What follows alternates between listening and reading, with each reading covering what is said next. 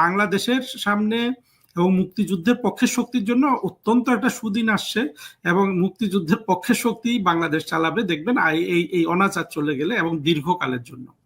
এইটার নিশ্চিত করতেছে ইউনূস এবং তার জঙ্গিরা এবং তাদের সহযোগীরা। আচ্ছা, এখানে মানবাধিকার সংগঠনগুলো বাংলাদেশে আছে না, এটা যদি অন্যায় কাজ হতো তারা নিশ্চয়ই প্রতিবাদ করতো। এই জুতার মালা পরিয়েছে বা জুতা দিয়ে পিটিয়েছে, মানবাধিকার সংগঠন বাংলাদেশের আছে, আন্তর্জাতিক বেশ কিছু সংস্থা বাংলাদেশে কাজ করে, তারা বিভিন্ন সময় বিভিন্ন কথা বলে থাকেন। মব নিয়ে, মব যদি জাস্টিফাই না হইতো, মব যদি ভালো কাজ না হতো, তাহলে তারা একটা প্রতিবাদ করতেন। কোনো প্রতিবাদ আপনার চোখে পড়েছে? না, পড়েনি। আর সবচেয়ে বড় কথা হলো, মব কখনো কোনো ভালো কাজ করতে পারে না, এবং কোনো ধরনের আইন বহির্ভূত কোনো কাজই কিন্তু ভালো নয়। যেমন আওয়ামী লীগ সরকারের আমলে 2-3টা গুম খুন হইলে 200-400 বলে জঙ্গিরা প্রচার করেছে, কিন্তু আমি আওয়ামী লীগকে দোষ দিব 2টা গুমই হবে কেন? কারণ হলো আইনই তো রাষ্ট্র চালাবে, তাই না? আওয়ামী লীগের মূল সমস্যা ছিল, আমি যে থিওরিটা এখন আওয়ামী লীগের জন্য দিচ্ছি সেটা, যে আওয়ামী লীগের সরকারে মেধা, প্রজ্ঞা, চিন্তার কোনো সমন্বয় ছিল না। হ্যাঁ, ছিল তাদের অনেক অহংকার। ভবিষ্যতে আওয়ামী লীগের সরকার এসে যদি এই 3টা জিনিসকে কাজে লাগাতে পারে, দেখবেন বাংলাদেশের জন্য আবার মিরাকল হবে, এবং বাংলাদেশের আজকের যে দুরবস্থা চলছে এটা সবার জন্য একটা শিক্ষণীয় বিষয়। বাংলাদেশের মানুষ উন্মাদ হয়ে গিয়েছিল শেখ হাসিনা সরকারের পেছনে, জঙ্গিদের পেছনে গিয়ে সবাই একসাথে রাস্তায় নেমেছিল। সবাই না, বাট একটা সাধারণ মানুষও রাস্তায় নেমেছিল, কারণ তারা জঙ্গিদের দ্বারা মগজ ধোলাইকৃত হয়েছিল যে শেখ হাসিনার সরকার কি করছে, দুর্নীতি করছে, শেখ হাসিনার সরকার মানবাধিকার লঙ্ঘন করছে, শেখ হাসিনার সরকার ফ্যাসিস্ট, শেখ হাসিনার সরকার ভারতের কাছে বাংলাদেশ বিক্রি করে দিয়েছে। 5ই আগস্ট শেখ হাসিনা চলে যাওয়ার পরে প্রতিটা জিনিস মিথ্যা প্রমাণিত হয়েছে। দেখা গেছে যে শেখ হাসিনা সরকার কি ধরনের মানবাধিকার লঙ্ঘন করছে। সে ইউনূসের বিরুদ্ধে কেস করেছে। ইউনূস একটা ফাইন্যান্সিয়াল ক্রিমিনাল। সেই ক্রিমিনালকে তার আত্মমর্যাদা নষ্ট হয়, ডিগনিটি নষ্ট হয়, এমন কোনো কাজ কিন্তু শেখ হাসিনা করে নাই। আজকে বাংলাদেশের একটা সাধারণ আওয়ামী লীগের কর্মী থেকে শুরু করে এই নুরুল হুদা বলেন, উনি তো আওয়ামী লীগের না, বা যারা আছে আওয়ামী লীগের যেসব নেতাকে ধরছে, একটা মানুষেরও কিন্তু যে হিউম্যান ডিগনিটি ইউনূস কিন্তু রক্ষা করছে না। বাংলাদেশে এই প্রথম ইউনূস এসে মানুষের একেবারে বেসিক আত্মমর্যাদা আঘাত হানে এই কাজগুলা করছে। বাংলাদেশের আগের কোন সরকার কিন্তু এটা করে নাই। আচ্ছা, আপনি ক্রিমিনাল বলছেন ডক্টর মোহাম্মদ ইউনূস সাহেবকে। তিনি আন্তর্জাতিকভাবে বেশ সমাদৃত, তিনি নোবেল পুরস্কার পেয়েছেন। সেই রকম একজন মানুষকে, যিনি বাংলাদেশের জন্য এত কিছু করেছেন, গ্রামীণ ব্যাংক প্রতিষ্ঠা করেছেন, গ্রামীণ ফোন দিয়েছেন, মানুষের কল্যাণে কাজ করেছেন, আপনি তাকে বলছেন ক্রিমিনাল। এই কথাটি কি মানে যায় একজন মানুষের সাথে? খুব ভালোভাবে যায়। দেখুন, ইউনূস বাংলাদেশের জন্য কোনো ভালো কাজ করেছে, কিছু করেছে, এই উদাহরণ বাংলাদেশের কোনো মানুষের কাছে নাই। আপনার কাছে থাকলে আমাকে এখন বলতে পারেন। এই যে গ্রামীণ ব্যাংকের মাধ্যমে বেশ আত্মকর্মসংস্থান, নারীরা হচ্ছেন তার 70% গ্রামীণ ব্যাংকের মালিক। গ্রামীণ গ্রামীণ ব্যাংকের এবং হ্যাঁ, বলুন। জি বলেন প্লিজ। গ্রামীণ ব্যাংক ছিল একটা শোষণের হাতিয়ার। দরিদ্র মানুষদের যতভাবে শোষণ করা যায়, আপনি গ্রামীণ ব্যাংক নিয়ে আমার ওই যে একটা গল্প আছে, ওইটা পড়লে দেখা যায়। আপনি একটা মানুষ ক্ষুধার জ্বালায় মরছে, তাকে আপনি 100 টাকা দিলেন, বললেন যে কালকে 1 সপ্তাহ পর তুই 130 টাকা 30 টাকা আমাকে ফেরত দিবি। ওই ক্ষুধার জ্বালায় লোকটা টাকাটা নিয়ে সে অমানবিক পরিশ্রম করবে, ওই তার তার চিন্তা থাকবে 30 টাকা আবার ফেরত দেওয়ার সুদটা। তো এটা ছিল একটা দরিদ্র মানুষের উপকার। বলতে কি, এখানে উপকারের চেয়েও মানুষের তার যে তাকে যে শোষণ করার যে একটা বড় বুদ্ধি, সেটাই ইউনূসের মাথায় ঢুকে গিয়েছিল। সেই বুদ্ধিতে সে কিন্তু গ্রামীণ ব্যাংক চালিয়েছে, এবং গ্রামীণ ব্যাংক ছাড়া ইউনূসের বাংলাদেশের মানুষের উপকার করেছে এমন কিছু নাই। দেখুন, গ্রামীণ ফোন, গ্রামের মহিলাদের কথা এনে গ্রামীণ ফোন যেই পরিমাণ ব্যবসা করেছে শুরু থেকে, সেটা কি আপনারা ভুলে গেছেন? ইউনূস কোন কাজটা করেছে? ইউনূস তার পকেটের 10 টাকা কি কোনো সাধারণ মানুষের জন্য এই জীবনে দিয়েছে? দেয় নাই। ইউনূস হলো আর ক্রিমিনাল। সে তো ক্রিমিনাল, এটা প্রমাণিত। দেখেন, ক্রিমিনাল না হলে একটা লোক ক্ষমতায় আসার পর 10 দিন 20 দিনের মাথায় কি দেশের সব সব প্রতিষ্ঠানগুলোকে তার তার কাজে লাগিয়ে সে 666 কোটি টাকা মাপ নিয়ে নিল, গ্রামীণ ব্যাংকে সুদ মওকুফ করে দিল, তারপরে আপনার সে আদম ব্যাপারী হয়ে গেল, সে বিশ্ববিদ্যালয়, সবকিছু কিন্তু সে within a very short period of time কিন্তু আদায় করে নিয়েছে। এইটা একেবারে আত্মকেন্দ্রিক স্বার্থপর ক্রিমিনাল ছাড়া কেউ কিন্তু করে না। আপনি বাংলাদেশে যারা আগে শাসন করেছে ভালো মন্দ মিলে, কারো কাছ থেকে এই নির্লজ্জতা কিন্তু বাংলাদেশের মানুষ দেখতো না। আচ্ছা, ধন্যবাদ, আপনার মতামত আপনি ব্যক্ত করেছেন। আমি আপনাকে এখন একটা কথা বলতে চাই। আওয়ামী লীগকে এখন এত সহনশীল মনে হচ্ছে কেন?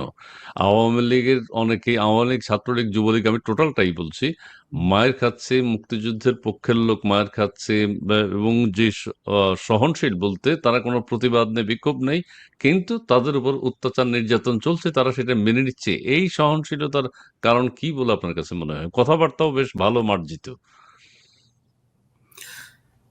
মার্জিত কথা বলতেছে আওয়ামী লীগের কিছু সিনিয়র নেতা, এবং সেই নেতাগুলোর উপর কিন্তু আওয়ামী লীগের অসংখ্য কর্মী কিন্তু অত্যন্ত ক্ষুব্ধ।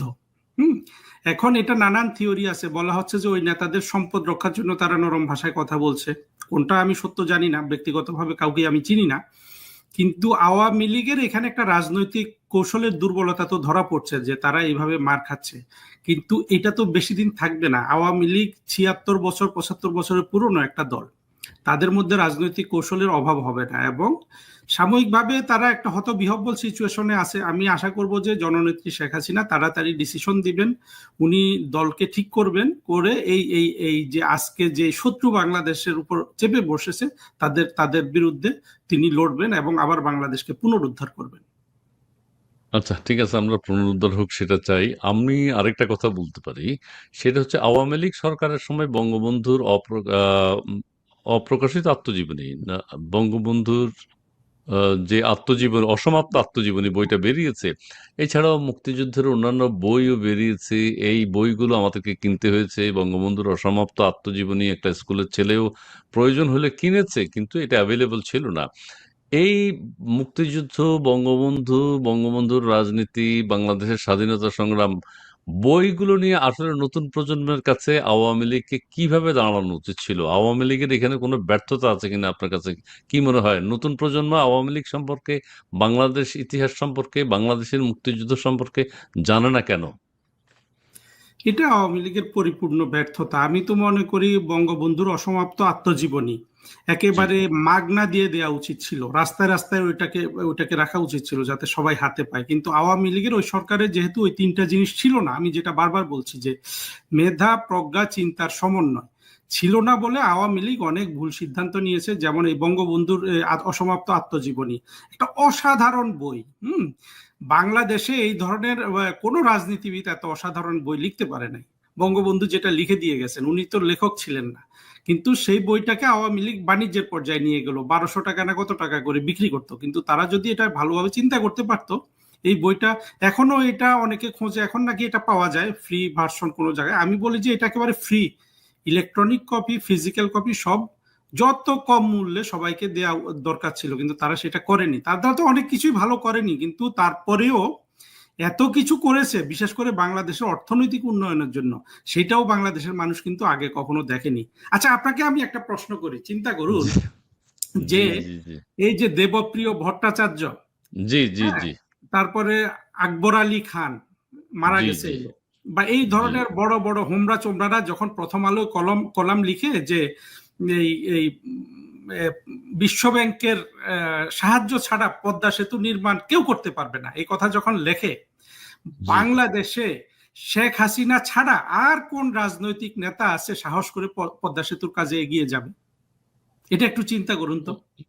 তারা সেটাই বোঝাতে চেয়েছে, বিশ্ব ব্যাংকের সহযোগিতা ছাড়া কেউ পদ্মা সেতু, শেখ হাসিনার নাম তো বলে নাই বলে নাই, যে শেখ কিন্তু হাসিনা শেখ করতে হাসিনা পারবে না। কিন্তু শেখ সাহস হাসিনা তো করে পারছে। পদ্মা সেতুর কাজ এগিয়ে নিয়ে গেছেন। কিন্তু সেটাই। আমি আপনাকে নিশ্চিত করে বলছি, যদি অন্য কোনো মানুষ শেখ হাসিনার জায়গায় সেদিন প্রধানমন্ত্রী থাকতেন, উনি কিন্তু পদ্মা সেতুর কাজে হাত দিতেন না। কারণ হলো যে এই বাংলাদেশের অর্থনৈতিক বাণী যারা রচনা করে, এই বদমাশ গুলাই তো যখন ভয় জি, দেখাচ্ছে তখন ব্যর্থতার কথা ভেবেই কেউ হাত দিতেন না, কিন্তু শেখ হাসিনা হাত দিয়েছে।